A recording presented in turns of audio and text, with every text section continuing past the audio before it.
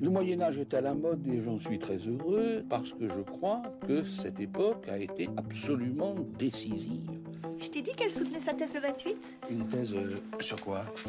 Les chevaliers paysans l'ont mis au lac de Paladru. Au lac de Paladru! Passion médiéviste, l'histoire médiévale vue par ceux qui l'étudient. Est-ce que l'on sait tout du Moyen-Âge? Et d'abord, qu'est-ce que le Moyen-Âge? En fait, il y a autant de réponses que de médiévistes. Dans cette émission, nous mettons un peu de côté les châteaux forts et les chevaliers pour nous intéresser à comment l'histoire médiévale est étudiée aujourd'hui par de jeunes chercheurs, quels sont les sujets qui les intéressent, pour vous donner envie d'en savoir plus et pourquoi pas donner de l'inspiration à de futurs médiévistes. Épisode 3. Paul et le roman de renard, c'est parti. Excuse-moi, mais il y a des gens que ça intéresse? Aujourd'hui, pour ce troisième épisode, j'accueille Paul Le Gouès. Bonjour Paul. Tu es étudiant à l'université Paris 1 Panthéon-Sorbonne en histoire médiévale et en juin 2016, tu as présenté un mémoire sous la direction de Laurent Feller intitulé La circulation des biens dans le roman de renard. Alors pour commencer, est-ce que tu pourrais nous résumer le roman de renard et nous présenter cette œuvre littéraire du Moyen-Âge ? C'est assez difficile de résumer le roman de renard en quelques mots, mais globalement ce qu'il faut savoir c'est que déjà ce n'est pas un roman, ce n'est pas une histoire qui a un début, un milieu et une fin. C'est un recueil de plusieurs épisodes, de plusieurs récits qu'on appelle branches, et qui raconte l'histoire de renards et des animaux de la forêt et de la basse-cour, dans une sorte de société qui parodie la société humaine médiévale. Donc on se retrouve dans plusieurs univers, dans l'univers de la cour, du roi, le lion, ou dans l'univers de la campagne, dans laquelle Renard et ses ennemis cherchent à se nourrir. Et qu'est-ce que cette œuvre a de si particulier pour qu'aujourd'hui elle soit si connue ? Alors déjà, elle est connue puisque le mot français renard vient de là. C'est-à-dire que c'est l'œuvre qui a popularisé le nom propre renard en nom commun pour désigner l'animal. À la base, et dans le roman de renard d'ailleurs, l'animal est désigné par Goupil. Et en plus, on sait qu'elle est populaire, enfin qu'elle a été populaire, puisqu'il nous reste à l'heure actuelle 14 manuscrits complets et 16 manuscrits fragmentaires. Elle a été traduite en néerlandais, en anglais, en allemand, à peu près à la même période, fin du XIIIe siècle. Alors justement, est-ce qu'on sait qui a écrit le roman de renard et à quel moment ? J'ai l'impression, d'après ce que tu m'as dit, est-ce qu'il y a eu plusieurs auteurs et quel a été son processus de création ? Alors là, on rentre vraiment dans un problème épineux, parce que la datation qui est retenue, c'est de 1175 à 1250, pour les différentes branches, parce que, et c'est ça qui est un peu compliqué, c'est que les différentes branches n'ont pas été écrites par les mêmes auteurs. C'est-à-dire qu'il y a environ 25 ou 26 branches, et elles ont toutes été écrites par un auteur différent. Anonyme, évidemment, sinon ce serait pas drôle. Pour ce qui est de la chronologie, elle est établie à partir d'indices qui sont soit dans le texte, soit hors texte. C'est-à-dire dans le texte, on a peut-être des mentions d'événements qui se sont passés, de personnalités de l'époque. Et des événements hors texte, c'est juste tout simplement le vocabulaire utilisé, je sais pas moi, est-ce que c'est écrit en picard, est-ce que c'est écrit en ancien français. Voilà, il y a des indices comme ça qui permettent de dater, mais la datation est relative. C'est censé être de 1175 à 1250, mais on ne peut pas non plus donner de datation plus précise. Comment on peut qualifier cette œuvre et quelle est sa place dans la littérature médiévale ? Le roman de renard n'est pas classable dans la littérature médiévale en fait.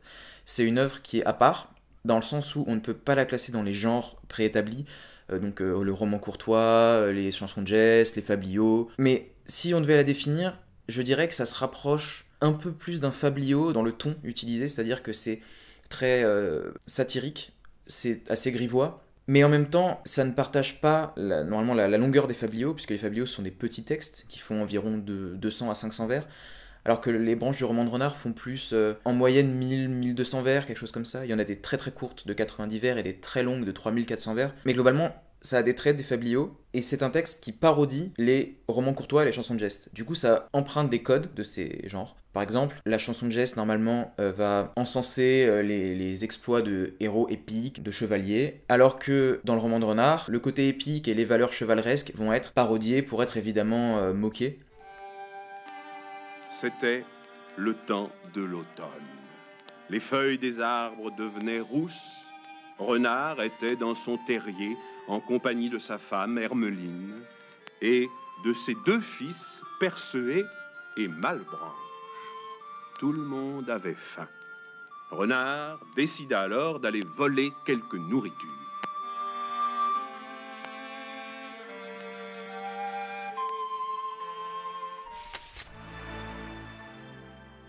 Tu as donc choisi d'étudier la circulation des biens dans le roman de Renard.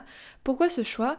Et pourquoi étudier une œuvre littéraire dans le cadre d'un master d'histoire médiévale? À la base, ça m'a surpris moi aussi, parce que ce n'est pas moi qui ai... Alors, ce n'est pas que j'ai pas choisi mon sujet, mais ce n'est pas moi qui l'ai trouvé en tout cas. Quand je me suis inscrit en master d'histoire médiévale, je n'avais aucune idée de ce que je voulais étudier. Et donc du coup, quand je suis arrivé devant Laurent Feller, il m'a dit il y a un sujet que je voulais donner depuis longtemps, et c'était le mien. J'ai trouvé le titre plutôt accrocheur. Et pour ce qui est de la deuxième partie de la question, donc pourquoi utiliser une œuvre littéraire en histoire médiévale, je dirais que le fait de changer de perspective et de ne pas prendre que des documents de la pratique, c'est-à-dire des documents, des chartes, des recueils de justice, le fait de prendre une œuvre littéraire change le point de vue qu'on peut avoir sur la société et permet aussi d'étudier une histoire des représentations. Puisqu'au final, dans le roman de Renard, on ne va pas étudier la société médiévale telle qu'elle, puisqu'il y a une sorte de miroir déformant qui est la satire, la parodie. Il faut se rappeler que même si la société renardienne singe la société médiévale, ça reste quand même une société où les barons de la cour peuvent à tout moment uriner sur un arbre, se faire pourchasser par des chiens et par des paysans armés de bâtons. Donc il faut vraiment voir cet univers comme un univers particulier qui ne permet pas non plus de rentrer dans l'étude de la société médiévale telle qu'elle. Et donc pendant ton mémoire, comment tu as travaillé? Quelles ont été tes sources et tes méthodes de travail? Globalement, ce qui est assez compliqué, c'est qu'il existe plusieurs manuscrits qui ne donnent pas à voir le même roman de Renard. C'est-à-dire que selon la famille de manuscrits, je ne vais pas rentrer dans les détails, mais il y a 3 familles de manuscrits, et selon la famille, on a une disposition différente des branches, donc c'est-à-dire une histoire qui change en fait, l'ordre de l'histoire qui change en tout cas. On a des branches qui peuvent différer dans leur contenu, dans leur taille, et on a surtout du vocabulaire différent, une mise en scène différente, et donc du coup, déjà le premier travail, c'était de savoir quelle édition je voulais utiliser. Il y a plusieurs éditions scientifiques. J'ai choisi celle qui était peut-être pas la moins bonne, mais en tout cas la plus accessible pour quelqu'un qui ne connaissait pas du tout le roman de Renard, puisque c'est celle qui a été effectuée à la fin du 19e siècle et qui était traduite en français moderne. Et ça, c'était très important pour moi parce que je ne suis pas assez spécialiste du français médiéval pour pouvoir déceler les nuances. Et donc du coup, j'ai lu le roman de Renard en français moderne. Et évidemment, j'avais le vis-à-vis en français médiéval à côté pour pouvoir regarder le texte en français médiéval. Mais pour moi, c'était important d'avoir à ma disposition le texte en français moderne. Ce que j'ai fait, donc, c'est tout simplement, j'ai lu le roman de Renard et j'ai essayé de relever petit à petit, dans ma lecture, toutes les instances de circulation de biens qui se présentaient à moi et de les noter, d'abord à l'aide d'un système de post-it, et après via informatique, sur un tableur Excel d'abord, puis après sur une base de données.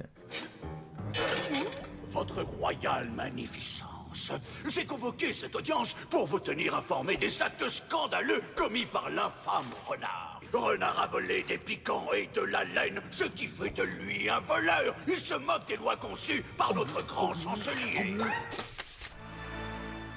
Et quelle conclusion tu as tirée de ton travail sur le roman de Renard? Moi, je travaille donc sur la circulation des biens, c'est-à-dire la manière dont les personnages du roman de Renard vont s'approprier des biens. Je ne parle pas de la circulation des biens d'un point A à un point B, mais de la circulation de propriété, en fait, d'un transfert de propriété, d'un objet ou d'un bien quelconque. Et à partir de là, en fait, j'ai conclu plusieurs choses. Donc déjà que le vol, toutes les formes de vol étaient les formes de circulation de biens les plus importantes dans le roman de Renard. J'ai aussi pu conclure que les objets étaient importants dans la circulation. La nature des objets notamment, et j'ai trouvé que le vol était essentiellement effectué sur de la nourriture ou sur la peau des animaux. Alors la nourriture, pourquoi? Parce que le roman de Renard est, d'après Jacques Le Goff, une épopée de la faim.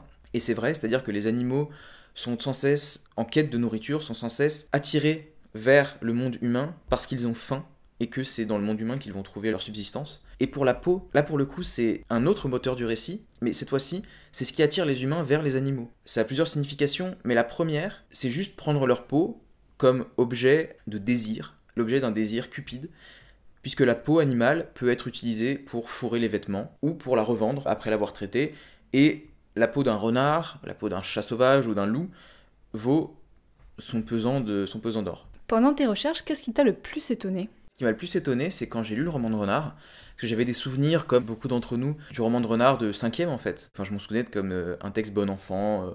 Renard était un personnage malicieux, mais sans plus, il aimait bien jouer des tours assez mignons, somme toute. Et en lisant le roman de Renard, je me suis rendu compte en fait que c'était pas du tout ça. C'est-à-dire que Renard vole, Renard tue, Renard viole, et Renard est un sadique en fait. Et ça m'a beaucoup surpris. Alors ça dépend des branches. Parce qu'il y a des branches où il joue des tours, mais juste pour s'amuser, et il y a des branches où il souhaite vraiment le mal Il souhaite vraiment faire le mal. Dans certaines branches, par exemple, il fait écorcher ses ennemis. Et il y a plein de récits qui sont scabreux, scatologiques. Il y a un récit très drôle sur la création du sexe féminin. Voilà, je ne m'attendais pas à trouver ça dans le roman de Renard. Et à côté, on a des récits, des branches qui parlent de guerre entre l'armée des païens, qui est dirigée par le chameau, Musard, et l'armée chrétienne, qui est dirigée par le roi Noble. Je pense que ce qui m'a le plus étonné dans mon étude, c'est la diversité à l'intérieur même du roman de Renard. Et le fait que ce n'est pas une histoire qui se suit. C'est-à-dire que, si jamais vous avez l'occasion de le lire, la première branche, donc la première histoire, rentre directement dans le vif du sujet. C'est-à-dire que le loup arrive à la cour du roi Noble et il va se plaindre du viol subi par sa femme. Sauf que ce viol ne nous est raconté que dans la branche 2. Vous ne regretterez pas cet achat. On aurait quand même pu prendre 2-3 gars pour mes renforts. Parce qu'en cas de coup dur, moi je suis tout seul à la sécu. Bon, on peut se barrer maintenant, j'en ai ma claque. Mon Dieu, sire, un vol à l'arraché! Oh non! Un esclave tout neuf. On pourrait se demander, mais en fait, pourquoi les personnages sont des animaux? Qu'est-ce que ça apporte le fait qu'ils soient des animaux dans l'œuvre? Dans l'épisode précédent, vous avez parlé, donc, avec Ombline, des bestiaires médiévaux. Et je pense que ce qui est intéressant dans l'animalité des personnages, c'est qu'ils peuvent reprendre les codes des bestiaires médiévaux pour accentuer les caractéristiques des personnages. Par exemple, Renard est rusé, sournois, fourbe, mais il l'est parce que dans les bestiaires, le renard est censé être l'incarnation de Satan. Son pelage roux le rapproche de Judas, puisque le roux est la couleur des cheveux de Judas, le traître par excellence. Et il y a plein d'animaux comme ça qui partagent des caractéristiques avec leur représentation dans les bestiaires médiévaux. Il y a une idée aussi, je pense, dans l'animalisation de la cour, de pouvoir critiquer la société médiévale, évidemment. C'est un procédé bien connu, comme dans les fables de La Fontaine, par exemple. Sauf que le roman de Renard n'a pas de portée moralisatrice. C'est-à-dire que on ne va pas critiquer la cour d'un tel. Ce n'est pas une critique de la cour, par exemple, de Philippe Auguste ou des rois qui lui ont succédé. C'est plutôt une critique de la société en général. Et aussi, c'est pour parodier les romans courtois et les chansons de geste. Et pour finir, quel conseil tu donnerais à quelqu'un qui veut étudier l'histoire médiévale? Déjà, de le faire par passion. Votre sujet de recherche va vous suivre pendant 2 ans. Et si vous n'avez pas envie de vous plonger dedans, arrêtez tout de suite, ça ne sert à rien.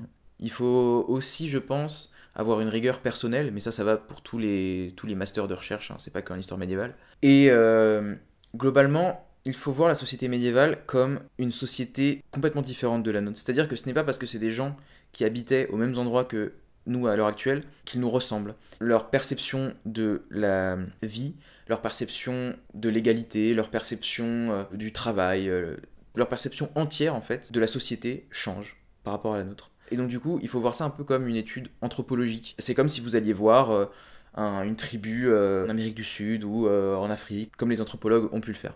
Il faut vraiment se sortir de cette idée qu'on va étudier nos racines, qu'on va étudier nos ancêtres. Ils le sont peut-être par le sang, mais en tout cas pas par la pensée. Renard, sacripant, sacripouille, coquet, coquin, renard, chenapan, sacripouille, sacré vaurien. Merci beaucoup Paul pour tes éclairages sur le roman de Renard. Toute cette discussion m'a donné très envie de le relire. Si le sujet vous a intéressé, vous pouvez retrouver plus d'informations dans la description de l'épisode sur SoundCloud. N'hésitez pas à vous abonner à la page Facebook de Passion Médiéviste et au compte Twitter pour suivre l'actualité du podcast. Le prochain épisode, justement, nous voyagerons dans les Flandres, le Hainaut et la Bourgogne à la recherche des sceaux de comtesse. Salut!